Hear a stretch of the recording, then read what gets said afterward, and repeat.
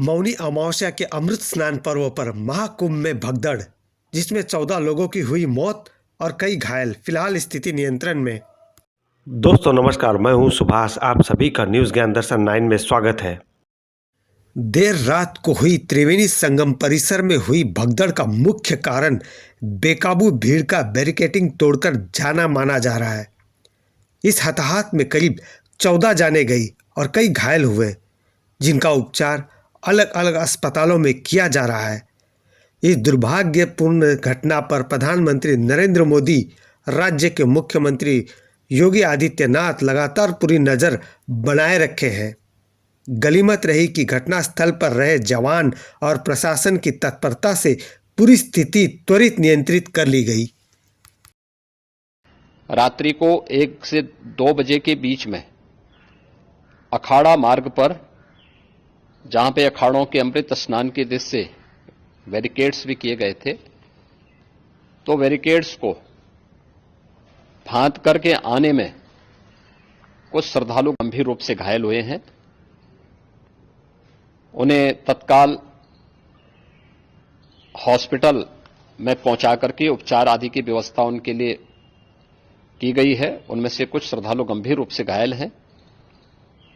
लगातार प्रशासन स्थानीय स्तर पर श्रद्धालुओं की सकुशल स्नान कराने के दृष्टि से रात्रि को कल सायंकाल 6:30-7 बजे से ही मौनी अमावस्या का मुहूर्त प्रारंभ होने के बाद से ही लगातार लगा हुआ है।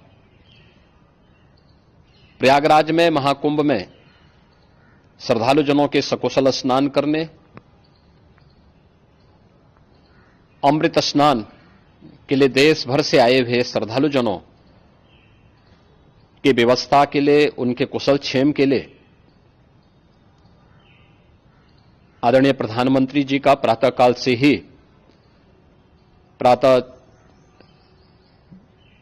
से ही उनके लगभग 4 बार प्रधानमंत्री जी ने हालचाल लिया है। आज की भगदड़ से हुई दुर्भाग्यपूर्ण घटना और यहाँ पर उपस्थित करोड़ों श्रद्धालुओं की आस्था और सुरक्षा हेतु अखाड़ा परिषद और तमाम आचार्यगण ने आज के अमृत स्नान के बजाय कल स्नान करने का निर्णय लिया है।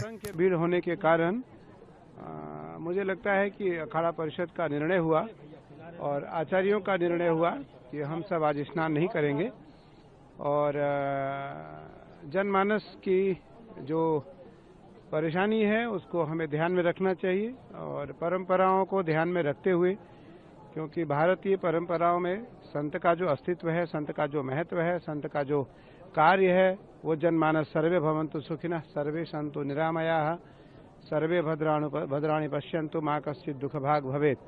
हम सभी को भद्र देखें, सभी के बारे में भद्र सुने, सभी के बारे में भद्र सोचें, उसको ध्यान में रखते हुए आज इस स्नान को वर्जित किया गया। इस स्नान को हमने स्नान करने से स्वयं को रोका और सभी अखाड़ों ने स्वीकृति दी और सब अखाड़ों ने इसको स्वीकार किया। तो हम बसंत पंचमी का स्नान धूमधाम से करेंगे।